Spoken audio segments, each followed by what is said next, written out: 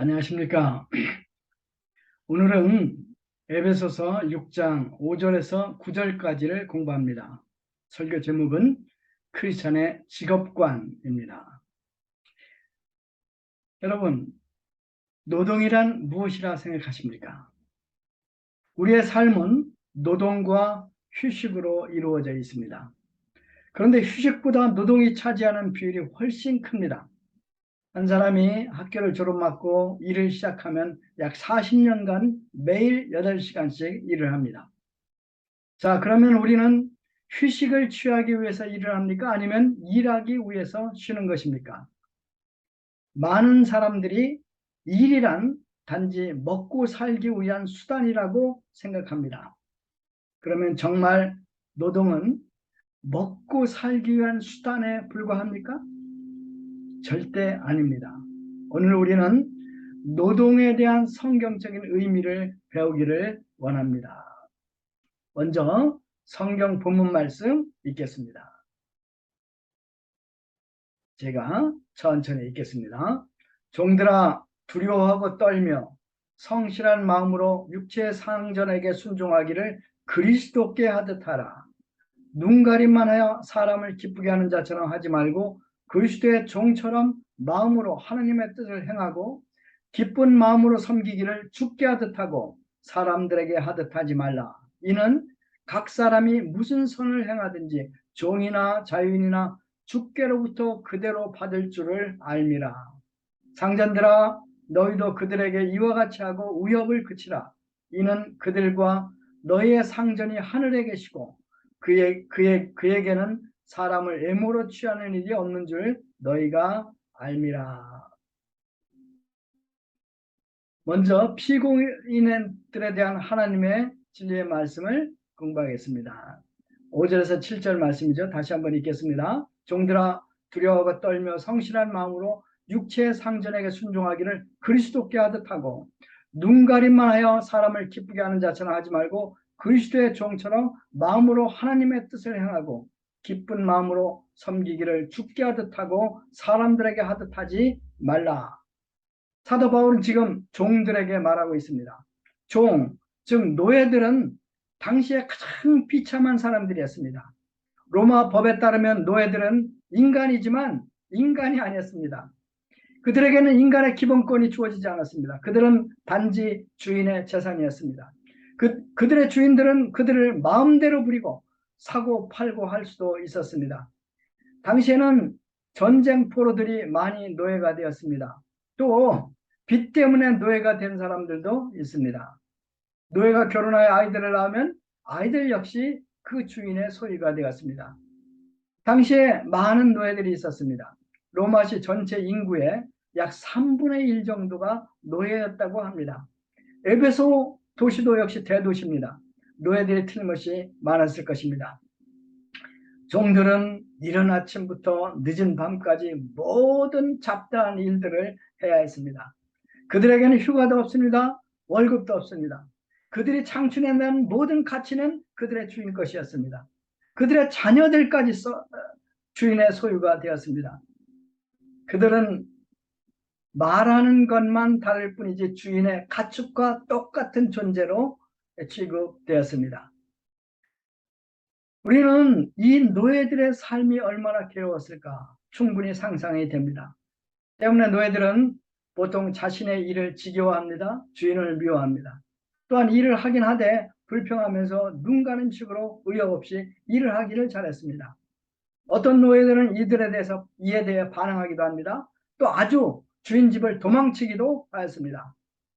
골로새 도시 장로 빌레몬의 종인 오네시모가 이제 그렇게 탈주한 노예였는데 사도 바울을 만나서 그리스도인이 되고 바울이 이 오네시모를 장로 빌레몬에게 돌려보냅니다.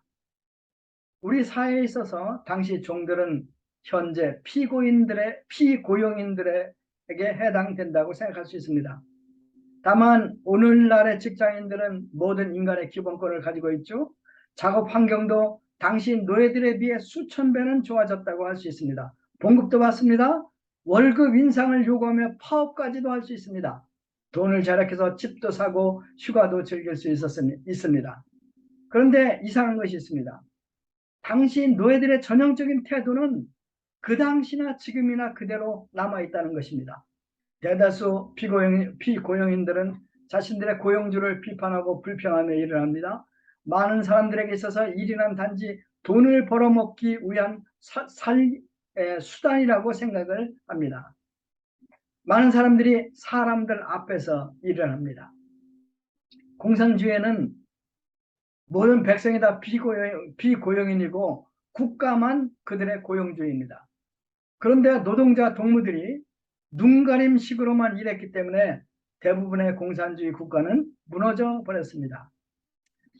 몇 년 전 TV에서 그 최은희 영화 배우가 인터뷰한 것을 보았습니다. 최은희 배우는 70년대 한국이 자랑하는 최고의 여배우였습니다. 그녀가 주연으로 나온 영화 벙어리 삼룡이는 어릴 때 저도 보았어요. 그리고 너무 가슴이 아팠던 기억이 생생합니다. 그런데 1978년 1월 홍콩에서 최은희 배우가 북한 공작원들에게 납치를 당합니다. 신상옥 감독이 이제 행방불명된 아내를 찾아 홍콩을 헤매다가 그도 역시 똑같은 방법으로 7월에 납북됩니다. 그들은 8년간 북한에 머뭅니다. 김정일이가 이들을 최고로 대접하고 이제 이들을 통해서 17편의 영화를 만듭니다. 이 영화가 국제 영화제에서 상도 타고 또 최은희 배우는 이제 주연상도 타고 이제 신상옥 감독은 감독상도 탑니다. 김정일이 그들을 신뢰하기 시작합니다. 1986년 그들은 베를린 영화제에 참석하기 시작했습니다. 베를린에서 비엔나로 도망쳐 와가지고 일본 기자 도움으로 극적으로 미국 대성으로 탈출하는데 그들은 성공합니다. 그런데 재미있는 것은 최은희 씨가 인터뷰에서 그 녹음기를 꺼내가지고 그 김정일과 대화할 때 그 녹음한 것을 이제 틀어줬어요. 근데 이 김정일이가 한 얘기가 재미있었어요. 그래서 제 기억이 아직까지 남아 있습니다. 김정일이가 이렇게 얘기를 했어요. 20년간 해봤는데 사람들이 이래나 저래나 빵을 주니 마음이 없이 건성건성 일을 해서 성과가 없어 큰일이야 라고 합니다. 공산주의가 망할 수밖에 없었던 이유, 그것은 동무들의 노동에 대한 태도 때문입니다. 자, 그러면 노동에 대한 이러한 태도는 도대체 어디서 기원한 것일까요? 유럽인들의 사상을 크게 영향을 준 두 가지 문명이 있는데, 하나는 바벨론을 중심으로 한 메소포타미아 문명과 다른 하나는 아테네를 중심으로 한 그리스 문명입니다. 먼저 메소포타미아인들의 직업관을 살펴보겠습니다. 그들의 창조 신화에 의하면 마루둑이 이제 그들의 주신인데, 이 성경에 니무롯이 나오지 않습니까? 니무롯이 바로 마루둑이에요. 근데 이 마루둑이 인간을 만드는데 괴물인 킹구스를 죽이고 그 피로 인간을 창조해요. 이제 중요한 것은 무슨 목적으로 인간을 만드는가 하는 거예요. 이제 이 마르둑이 인간을 만든 이유는 스스로 일을 하지 않기 위해서였어요. 스스로 노동으로부터 해방시키기 위해서 그는 인간을 만들죠. 그래서 이 신화에 의하면 인간들은 신의 노예로 창조되었고 노동은 노예의 일이었습니다. 그리스 문화도 우리의 가치관에 엄청난 영향을 끼쳤습니다. 호모라는 시인이죠. 호모 그 서사시가 아주 유명하지 않습니까? 근데 호모 시인은 그의 시에서 노동이 없던 세계를 황금 시대로 찬양을 합니다. 이 황금 시대에는 사람들은 신들처럼 일하지 않고 살았습니다. 그런데 제우스가 인간을 저주해서 노동이라는 굴레를 씌웠다고 호모 시인은 말하고 있습니다. 트로야 전쟁이 있었어요. 이제 그리스와 이제 페르시아의 전쟁인데, 이때 그리스의 맹주가 아가멤논이라는 왕이었어요.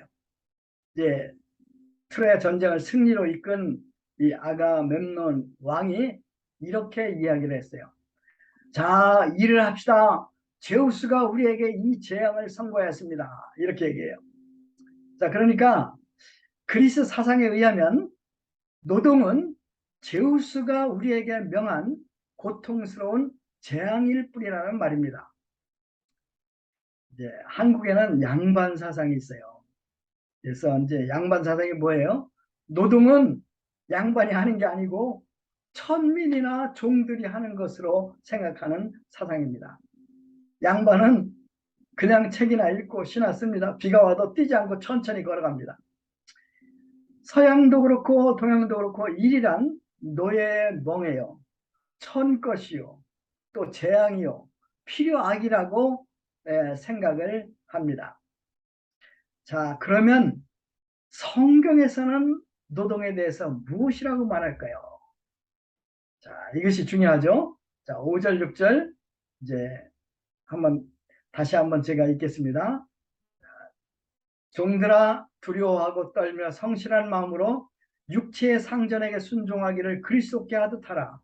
눈가림만 하여 사람을 기쁘게 하는 자처럼 하지 말고 그리스도의 종들처럼 마음으로 하나님의 뜻을 행하고 기쁜 마음으로 섬기기를 주께 하듯 하고 사람들에게 하듯 하지 말라.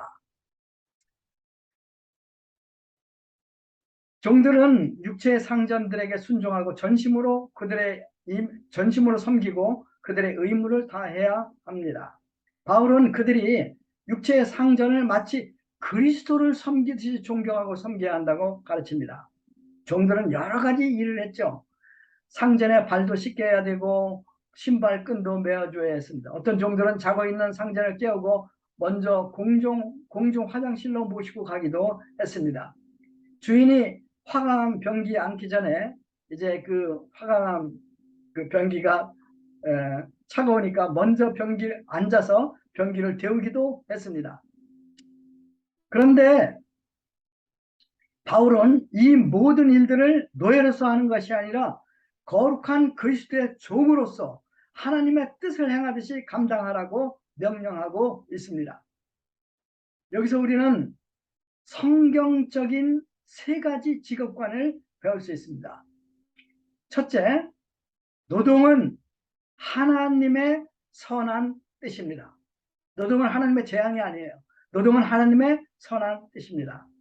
성경은 태초에 하나님이 천지를 창조하시니라 라는 말씀으로 시작이 됩니다. 무슨 말입니까? 우리 하나님은 일하시는 분이십니다. 6일 동안 열심히 일하셔서 무에서 천지를 창조하셨습니다. 그리고 흙으로 반죽을 만듭니다. 그리고 사람을 빚으십니다. 그리고 그 코에 생기를 불어 넣으십니다. 또 에덴 동산도 만들고 꾸미셨습니다. 하나님의 최초의 직업은 토기장이라고 할 수 있죠. 또 동산직이라고 할 수 있을 것 같아요. 여기서 중요한 것은 하나님께서 왜 인간을 만들었나 하는 것이죠. 그러니까 메소포타미아인들은 이제 이 마르둑이 자신을 노동으로부터 해방시키기 위해서 이제 인간을 만들었다고 했죠. 그러나 성경적으로 보면 하나님께서는 인간을 이제 자신이 일하지 않게 하기 위해서 만든 것이 아니라 당신의 형상대로 만들으셔서 함께 교제하기 위해서 하나님께서는 인간을 만드신 것입니다. 하나님 일하시는 분이시죠. 그래서 우리가 하나님의 형상대로 창조되었다는 것은 우리에게도 일하는 존재로 창조되었다는 것을 말해주고 있는 것이에요. 이제 하나님 아들 예수님도 일하셨습니다. 나이 30에 이르기까지 그는 몫으로 일하시면서 가정을 돌보았습니다. 그 후 메시아로서 3년간 열심히 가르치고 병자를 고치시는 일을 하십니다. 빵을 만들어 5,000명을 먹이기도 하셨습니다. 주님은 안식일에도 불쌍한 병자들을 고치십니다. 유대인들이 이것을 비판하자 주님께서는 이렇게 말씀하시죠. 내 아버지께서 이제까지 일하시니 나도 일한다. 노동은 인간의 타락 후에 시작된 것이 아니죠. 인간들은 에덴 동산에 있을 때 가꾸고 보호하라는 사명을 가졌었죠. 그래서 노동은 무엇입니까? 하나님의 선한 뜻입니다. 노동은 하나님의 형상입니다. 노동은 신성한 것입니다. 인간이 일을 할 때 그러므로 행복합니다. 두 번째, 노동은 하나님을 섬기는 예배입니다. 굉장히 중요한 말이죠. 6절, 7절 말씀 다시 한번 보죠. 눈가림만 하여 사람을 기쁘게 하는 자처럼 하지 말고 그리스도의 종으로 마음으로 하나님의 뜻을 행하고 기쁜 마음으로 섬기기를 주께 하듯 하고 사람들에게 하듯 하지 말라. 우리 인간은 하나님을 섬기는 존재입니다. 그런데 하나님은 눈에 보이지 않죠. 그럼 우리가 눈에 보이지 않는 하나님을 어떻게 섬길 수 있습니까? 물론 우리가 교회에 가서 찬송가를 부르고 또 기도를 하고 예배를 드림으로써 하나님을 섬길 수 있습니다. 우리가 금식 기도함으로도 주님을 섬길 수 있습니다. 세속과 완전히 결별하고 수도원에 들어가서 밤낮 기도하고 말씀 보고 예배 드림으로써 하나님을 섬길 수도 있습니다. 그러나 바울은 너희들의 보잘것없는 일이라도 그것이 하나님 앞에서 그리스도를 위해 행해진다면 그것은 하나님을 섬기는 것, 하나님을 섬기는 예배라고 말하고 있습니다. 노예가 화장실 청소를 합니다. 주인의 신발끈을 맵니다. 그런데 그들이 주 예수를 생각하며 이 일을 한다면 그것은 예배입니다. 한국에서 목사님들은 보통 주님의 종들이라고 부릅니다. 그런데 오늘 말씀을 보면 누구나 다 주님의 거룩한 종들이 될 수 있습니다.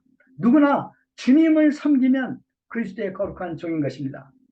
예를 들어 간호사가 주님을 생각하고 환자를 도우면 그녀는 한 환자를 돕는 것이 아니라 예수 그리스도께 그렇게 하고 있는 것입니다. 그녀는 거룩한 예수 그리스도의 종입니다. 청소부가 주님을 생각하면서 청소를 한다면 이 청소부 역시 주님의 전을 청소하는 주님의 거룩한 종입니다.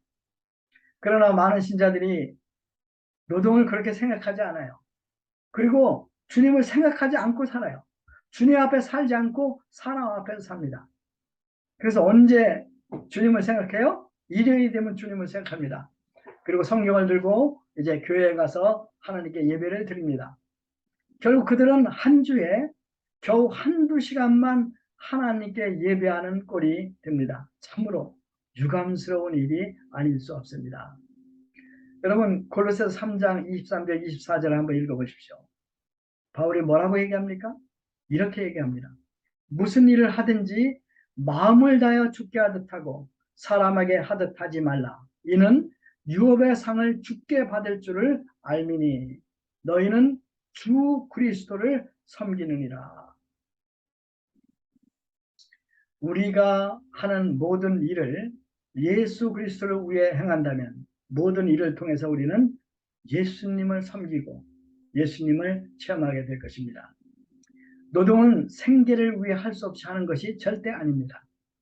노동은 하나님의 형상의 일부입니다.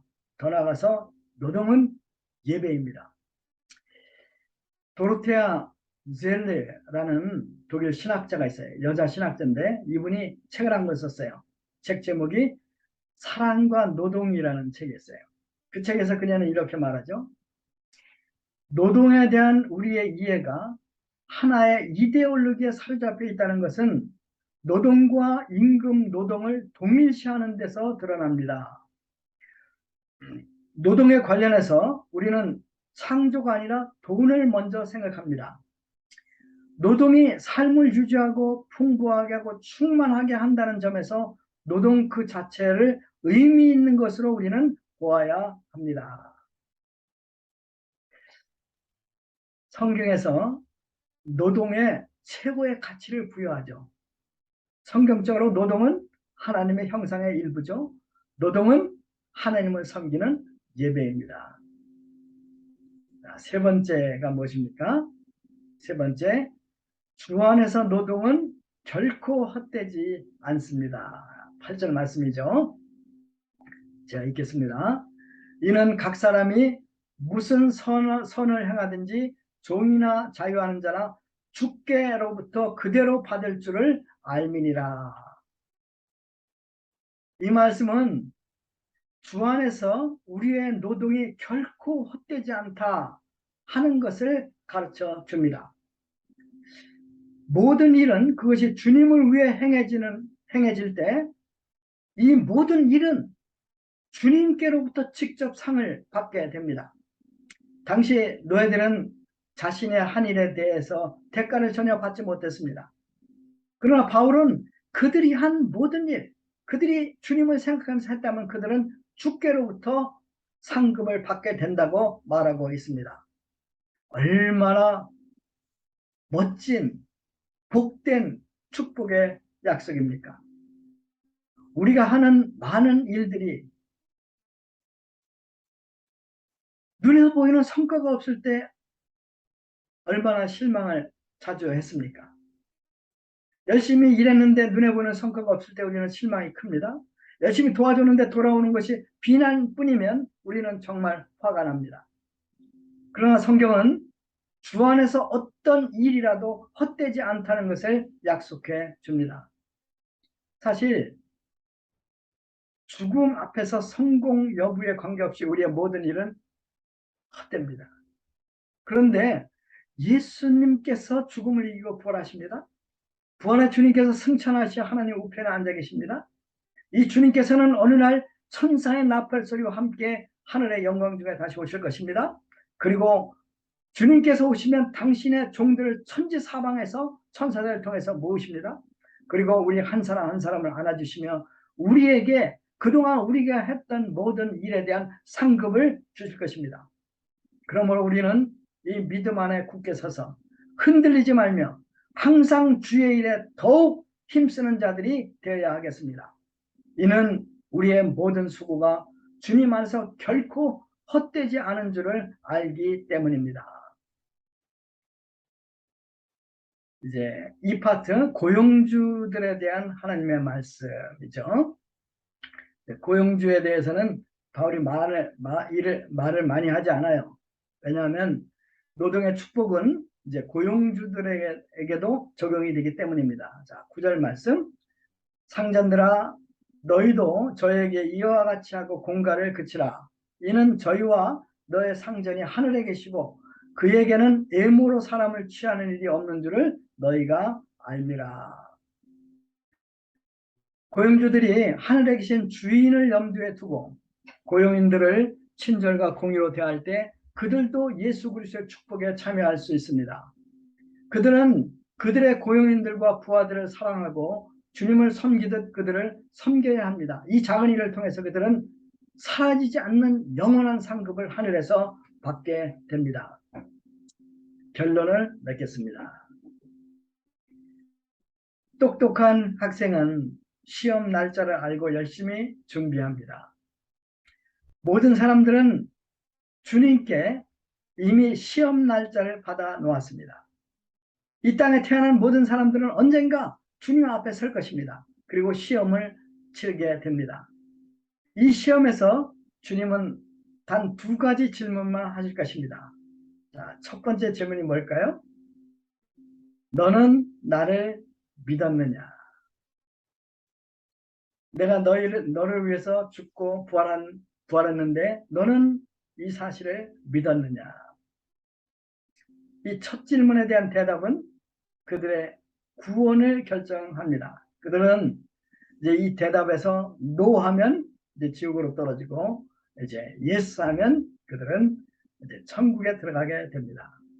이제 첫 번째 질문을 통과한 자들에게 두 번째 질문이 주어집니다. 자, 두 번째 질문이 뭘까요? 자, 너는 무엇을 나를 위해 행했는가? 너는 나를 위해 무엇을 했는가? 이 말이죠.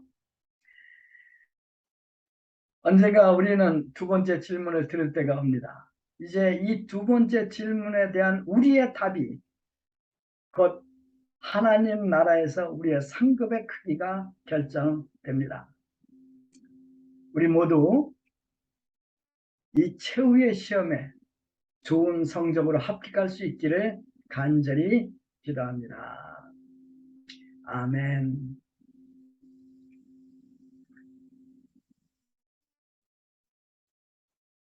기도하겠습니다. 하나님 아버지 감사합니다. 오늘 귀한 말씀을 통해서 성경적인 노동의 의미를 배울 수 있도록 도우심을 감사합니다. 노동은 하나님의 선한 뜻입니다. 노동은 예배입니다.